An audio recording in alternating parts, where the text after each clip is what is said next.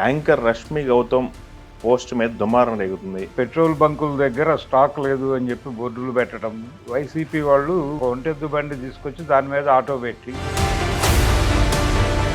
మీరు మీ రాజకీయ కార్యక్రమాల కోసం ఎందుకు జంతువుల్ని హింసిస్తారు? ఆవిడ అప్పీల్ చేయటం, అప్పీలే, అది నిరసన కాదు. ఈవిడ కార్యక్షేత్రానికి సంబంధం లేని చాలా విషయాలు పట్టుకొచ్చి మాట్లాడుతున్నారు. మన గురించి ఎవరు ఏం మాట్లాడినా మీరు సోషల్ మీడియాలో వివిధ ప్లాట్ఫామ్స్లో తగులుకోండి. ట్రోల్ గ్యాంగ్స్ వలన జరుగుతున్న ప్రమాదం. భరద్వాజ గారు, యాంకర్ రష్మి గౌతమ్ పోస్ట్ మీద దుమారం రేగుతుంది. వైసీపీ సోషల్ మీడియా మొత్తం కూడా యాంకర్ రష్మిని టార్గెట్ చేస్తుంది. నాకు అవమానాలు కొత్త కాదు, నా పోరాటం ఆగదు అని ఆమె ఒక స్టేట్మెంట్ ఇచ్చింది. ఏంటి అసలు ఈ మ్యాటర్ మొత్తం ఒకసారి అబ్జర్వ్ చేస్తే, పెట్రోల్ ధరలు పెరగటము అంటే రేట్లు పెంచటం అనేది ఇంకా మొదలవలేదు, మొదలవుతుంది. రెండోది, పెట్రోల్ బంకుల దగ్గర స్టాక్ లేదు అని చెప్పి బోర్డులు పెట్టడం, ఈ వ్యవహారాల మీద నిరసన తెలియజేస్తూ వీళ్ళు వైసీపీ వాళ్ళు ఒక ఒంటెద్దు బండి ఒకటి తీసుకొచ్చారు. తిరుపతిలో జరిగింది. భూమన్ కరుణాకర్ రెడ్డి గారి అబ్బాయి క్రియేటివిటీ అది. ఓకే. ఆయన ఒక ఒంటెద్దు బండి తీసుకొచ్చి దాని మీద ఆటో పెట్టి, ఆ ఆటోలో మనుషులు లేరు కానీ బండి మీద అయితే మనుషులు ఉన్నారు, ప్లకార్డులు పట్టుకుని. ఓకే. అంటే ప్రజలని, వాహనదారుల్ని ముఖ్యంగా ఇంధన సమస్యలతో, ఒకవైపు అంతర్జాతీయ మార్కెట్లో ముడి చమురు ధరలు ఇప్పుడు పెరిగినాయి, గణనీయంగా పెరిగినాయి. దాని ప్రభావం ఎలాగూ మన మీద పడుతోంది. దీంతో పాటు గతంలో తగ్గిన సందర్భంలో కూడా తగ్గించిన పరిస్థితి ఏం లేదు. అంతర్జాతీయ మార్కెట్లో చమురు ధరలు పడిపోయిన రోజున కూడా మనకి పెంచుకుంటూనే వెళ్ళారు, ఇప్పుడు పెంచుతూనే ఉన్నారు. పెంచడం అనేది క్వైట్ కామన్గా మారిపోయింది పరిస్థితి. ఓకే. ఆ సందర్భంలో నిరసన, దానికి నిరసన తెలియజేస్తూ ఒక కార్యక్రమం తీసుకుని వాళ్ళు అలా అంటే ఇక ఇవన్నీ వాహనాలన్నీ పక్కన పారేసి పెట్రోల్ వాహనాలు వాడే పరిస్థితి లేదు. ఒకటి, కొనుక్కుందామంటే పెట్రోల్ లేదు, కొనుక్కోదలుచుకుంటే జేబులో ఉన్న డబ్బులు సరిపోవు, ధరలు పెంచేశారు, స్టాక్ దొరకటం లేదు. రెండు రకాల వేధింపులకు గురవుతున్నారు వాహనదారులు. కాబట్టి వాహనాలన్నీ పారేసి మళ్ళీ పాత పద్ధతిలో సైకిళ్ళు ఇలాంటివి, గతంలో ఏదైతే ట్రాన్స్పోర్ట్కి వాడామో అదే వాడుకుంటాం. గతంలో నిరసన తెలపడానికి సైకిల్ వాడారు, లేకపోతే నడుచుకుంటూ వచ్చారు, అర్ధనగ్న ప్రదర్శన చేశారు. అర్ధనగ్న ప్రదర్శనలు అవన్నీ ఒకటి. నేను చెప్పేది నిరసన తెలిపే పద్ధతిలో చాలా ఉన్నాయి, చాలా చూసాం కూడా మనం. ఎడ్ల బండి నిరసనలు కూడా జరిగాయి. అలాగే సంక్రాంతి సందర్భంగా ఎడ్ల బండి పోటీలు ఇలాంటివి నిర్వహించడం కూడా ఉంది మన దగ్గర కల్చర్. అందులో భాగంగా వీళ్ళు ఒక ఒంటెద్దు బండి తీసుకొచ్చి ఇక్కడ ప్రదర్శన చేయటంతో, మీరు మీ రాజకీయ కార్యక్రమాల కోసం ఎందుకు జంతువుల్ని హింసిస్తారు అని ఈవిడ రియాక్ట్ అయ్యారు. ఈ రియాక్ట్ అవ్వగానే దాని మీద ఆవిడని ఒక పార్టీకి కట్టేసి వెంటనే ట్రోల్ గ్యాంగ్స్ రంగంలోకి దిగినాయి. ఓకే. ట్రోల్ గ్యాంగ్స్ ప్రోగ్రామ్ ఏమిటి? వాళ్ళ పెయిడ్ ట్రోలర్స్ వాళ్ళు. ఈ పెయిడ్ ట్రోలర్స్ బాధ్యత ఏంటంటే, రోజు ఏదో ఒక సెన్సిటివ్ ఐటమ్ని ఎవరో ఒకళ్ళు మాట్లాడిన దాన్ని హైలైట్ చేస్తూ వాళ్ళ మీద దాడి జరగాలి. ఆ దాడి జరగటం ద్వారా ఈ జరిగిన కార్యక్రమాన్ని ఎలివేట్ చేయాలి, జనం దృష్టిలోకి తీసుకెళ్ళాలి. ఇది వీళ్ళ ప్రోగ్రాము, వీళ్ళ లక్ష్యము. దానికోసం పేమెంట్లు వస్తాయి. అందుకని వాళ్ళ ఉద్యోగ ధర్మంలో భాగంగా వాళ్ళ దృష్టిని ఆకట్టుకుంది ఈవిడ పెట్టినటువంటి పోస్టు. ఏది? మీ నిరసనల కోసం జంతువుల్ని హింసించటం మానండి అని ఆవిడ అప్పీల్ చేయటం. అప్పీలే, అది నిరసన కాదు. ఆవిడ అప్పీల్ చేసింది అంతే, ఆవిడేమీ దాడి చేయలేదు. ఆవిడ గతంలో కూడా ఆవిడే చెప్పుకున్న పద్ధతిలో, గతంలో వినాయకుడిని ఒక ఏనుగు మీద నుంచోబెట్టి అక్కడి నుంచి అంకుశంతో పొడుస్తున్నట్టుగా ఒక బొమ్మ ఒకటి పెట్టారు ఇక్కడ, ఏది మన గణేష్ నిమజ్జనాలకి. దాని పట్ల కూడా నేను నిరసన తెలియజేశాను. ఎందుకు అలాంటి హింట్లు ఇచ్చే పద్ధతిలో ఇస్తున్నారు? ఏనుగుల్ని హింసించడం ఏమిటి? అది తప్పు కదా అని నేను అన్నాను. అప్పుడు కూడా నా మీద ట్రోల్ సైన్యం విరుచుకుబడి నువ్వు దేశద్రోహివి అన్నారు. దాన్నే భరించాను నేను. దీన్ని భరించడం పెద్ద కష్టమేం కాదు అని కంపారిజన్ కూడా తీసుకొచ్చింది ఆవిడ.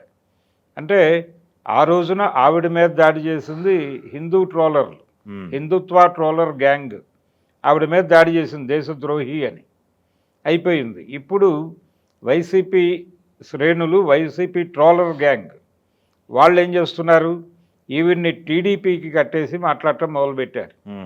అంటే టీడీపీ కళ్ళజోడులోంచి చూసి ప్రపంచాన్ని మాట్లాడుతోంది ఈవిడ. మేం చేసేదే హింస, వాళ్ళు చేసే హింసలు కనబడటం లేదా అని చెప్పి ఈవిడ కార్యక్షేత్రానికి సంబంధం లేని చాలా విషయాలు పట్టుకొచ్చి మాట్లాడుతున్నారు.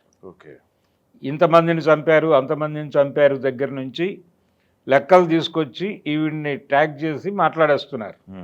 ఇది ఇబ్బందికరమైనటువంటి పరిస్థితి. అంటే ట్రోల్ గ్యాంగ్స్ వలన జరుగుతున్న ప్రమాదం ఇది. ఓకే, వీళ్ళని రాజకీయ పార్టీలు వాంటెడ్గానే పోషిస్తాయి. పోషించి మన గురించి ఎవరు ఏం మాట్లాడినా మీరు సోషల్ మీడియాలో వివిధ ప్లాట్ఫామ్స్లో తగులుకోండి అని ఒక ప్రోగ్రాం ఇచ్చేస్తారు.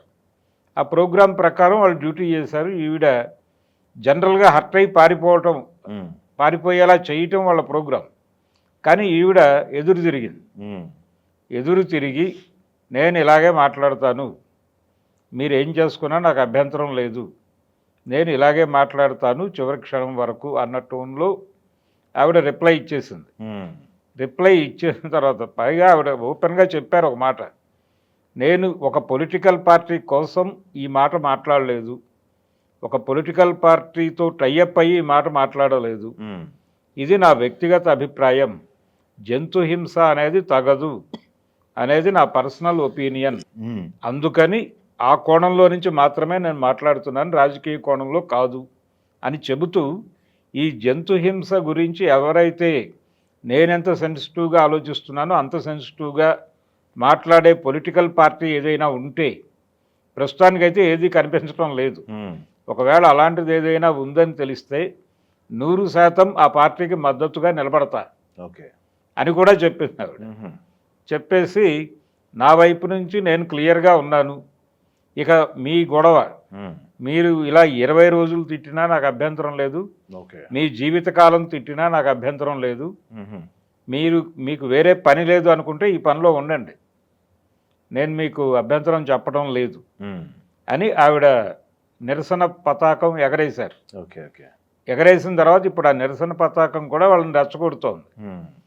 ఈవిడ మరింత స్ట్రాంగ్గా, అంటే ఒకవైపు వినాశనం చేస్తూ నిరసన తెలియజేస్తే దాడులు చేస్తారా అని విక్టిమ్ కార్డు చూపించే ప్రయత్నం చేస్తున్నారు. నిజానికి ప్రజల సమస్యలు అనేకం ఉన్నాయి. ఆ సమస్యల మీద సహేతుకంగా రాజ్యాంగం అనుమతించిన మేరకు, అంటే చట్టం అనుమతించిన మేరకు నిరసన ప్రదర్శనలు చేసుకోవడం తప్పేం కాదు. అలాగే ఈవిడ కూడా నిజానికి మాట్లాడే క్రమంలో జంతు హింస అంటున్నారు, కానీ ఇప్పటికీ బళ్ళు ఉండి లాగుతున్నటువంటి సందర్భం ఉంది చాలా చోట్ల. ఆ కల్చర్ ఉంది. ఎడ్లను పెట్టి దున్నుతున్నటువంటి సందర్భాలు కూడా ఉన్నాయి. అంటే జంతువులని ప్రకృతిలో భాగంగానే మనిషి వినియోగించుకోవటం అనేది జరుగుతోంది. ఇది ఎలా చెయ్యాలి, ఎలా ఆపాలి అనే దానికి సంబంధించి ఒక ప్రోగ్రామ్ డిజైన్ చేసి నెమ్మదిగా ఒక అవేర్నెస్లోకి వెళ్ళటం పద్ధతే. అది కదా పర్టికులర్ ఈ ఇన్సిడెంట్. మీరు ఆ విజువల్స్ చూసారా? విజువల్స్ చూశాను. ఒంటెద్దు బండి, అదే ఒంటెద్దు బండి, వాళ్ళు ఆ పైన ఒక 3-4 నిలబడి ఉన్నారు. ఓకే, నిలబడి ఉన్న మాట వాస్తవమే. జంతు హింస అని మాట్లాడటంలో తప్పు ఉందని నేను అనటం లేదు. కాకపోతే ఇంకా విస్తృతంగా ఆలోచించాల్సిన అవసరం కూడా ఉంది. ఒక డిస్కషన్ జరగాలంటారు. ఇప్పటికీ మనం చాలా పద్ధతుల్లో దీన్ని వాడుతున్నాం, ప్రపంచవ్యాప్తంగా నడుస్తోంది. ఇక్కడ భారతదేశంలో మాత్రమే కాదు, ప్రపంచవ్యాప్తంగా అనేక చోట్ల జంతువుల మీద భారం పడేసి ముందుకు వెడుతున్న పరిస్థితి ఉంది. ఒంటెలు మనం ఇప్పటికీ దానికోసమే వాడుతున్నాం, ట్రాన్స్పోర్టేషన్ కోసమే ఒంటెలు వాడుతున్నారు, గుర్రాలని అందుకోసమే వాడుతున్నాం. ఇలాంటి వ్యవహారాల పట్ల కూడా ఎలా వ్యవహరించాలో ఒక మాన్యువల్ తయారు చేసి ప్రపంచానికి అర్థం చేయించే ప్రయత్నం చేయండి. ఆల్టర్నేటివ్స్ ఏమిటి అనేది సజెస్ట్ చేస్తూ, అంతే తప్ప అంటే ప్రకృతి ఇచ్చినటువంటి వనరుగా మాత్రమే మన వాళ్ళు చూస్తూ వస్తున్నారు. ఈ నిరసన ప్రదర్శనల్లో ఇలాంటివి చేయటం అనేది కూడా గతంలో జరిగింది. గతంలోనూ జరిగింది, ఇప్పుడు కూడా జరిగింది. కాకపోతే ప్రతిదీ ఒకప్పుడు జరిగింది కాబట్టి ఇప్పుడు జరగడం పద్ధతి అనుకోలేం. జ్ఞానం పెరిగినప్పుడు తప్పు చేస్తున్నామని అనిపించినప్పుడు ఆ తప్పును రెక్టిఫై చేసుకుని ముందుకెళ్ళటం తప్పేం కాదు. కానీ ఇక్కడ ఏం జరుగుతోంది, ఆవిడ విమర్శించారు, విమర్శించగానే దాని మీద ఒక సహేతుకమైన వివరణ పార్టీ నుంచి రావాలి. వాళ్ళు ఆవిడకి మేము అలా అనుకొని చేయలేదు, అన్కాన్షియస్గా జరిగింది అది, మీ మాటల్లో ఉన్న ఇంటెన్సిటీ మాకు అర్థమైంది కాబట్టి భవిష్యత్తులో ఇలాంటివి జరగకుండా చూస్తాం అని ఒక మాట అంటే సరిపోయేది. ఆ మాట పార్టీ నుంచి ఇప్పటికీ రాలేదు. రాకపోగా ఈ ట్రోల్ సైన్యం మీద పడిపోయి దాడి చేసేస్తుంది. వీళ్ళ ఉద్దేశం ఏంటి, ఆవిడ పారిపోవాలి ఏరియా వదిలి అని. ఆవిడేమో నేను పారిపోదలుచుకోలేదు, పారిపోయే అలవాటే లేదు నాకు, మిమ్మల్ని చూసి భయపడటం కాదు, గతంలో నన్ను దేశద్రోహి అన్న హిందుత్వ ట్రోలర్స్నే నేను కేర్ చేయలేదు కాబట్టి మీ ఇష్టం, మీ ఓపిక ఉన్నంతసేపు మీరు చేసుకోండి అంది. ఇప్పటికైనా సరే గౌరవప్రదంగా వైసీపీ ఒక ప్రకటన చేసి, అమ్మ మేము సాంప్రదాయ పద్ధతుల్లో మా ధోరణిలో మేము ఆలోచించి చేశాము, ఒకవేళ ఇందులో జంతు హింస నిబిడీకృతమై ఉంది అనిపిస్తే అందుకు మేము సారీ అని ఒక మాట అంటే గౌరవప్రదంగా ఉంటుంది కదా. గౌరవప్రదంగా ఉండటం కావాలి, అంతే తప్ప మేము ఏది చేసినా రైటే అని బుల్డోజ్ చేసుకుంటూ వెళ్ళటం కరెక్ట్ కాదు. ఎవరితో ఎలా వ్యవహరించాలో కూడా తెలియాలి. ఆవిడ ఎవరు, ఒక యాంకరు, ఆవిడ లైఫ్ ఆవిడది, ఆవిడని అనవసరంగా ఒక రాజకీయ పార్టీకి అంటగట్టి ఆ యాంగిల్లో నుంచి ఆవిడ మీద దాడి చేయటం అది ఎలా కరెక్ట్ అవుతుంది? మీ ఓవర్ యాక్షన్ని ప్రజలు గమనిస్తారు కదా, మీ ట్రోల్ సైన్యం ఓవర్ యాక్షన్ని జనం గమనించి దూరం పెట్టేది మిమ్మల్ని, వాళ్ళని కాదు. అందుకని మీ పార్టీ పబ్లిక్లో ఉండాలి అనుకుంటే పబ్లిక్ రియాక్షన్స్కి లోబడి ఒక సవివరమైనటువంటి ప్రకటనలతో పద్ధతిగా వ్యవహరించాలి, లేకపోతే తీసి పక్కన పెడతారు మళ్ళీ. సో ఆ పద్ధతి కాకుండా ఒకసారి గౌరవప్రదంగా ఆవిడతో మాట్లాడవచ్చు ఓపెన్గా, అమ్మ రండి మా ఆఫీస్కి రండి అని పిలిచి కూడా మాట్లాడవచ్చు. అవతల వ్యక్తిని, మనల్ని విమర్శించిన వాళ్ళని గౌరవించడం పద్ధతి, సాంప్రదాయం. దాన్ని వదిలేసి ఇలా బిహేవ్ చేయటం మాత్రం తప్పే. తెలుగు వన్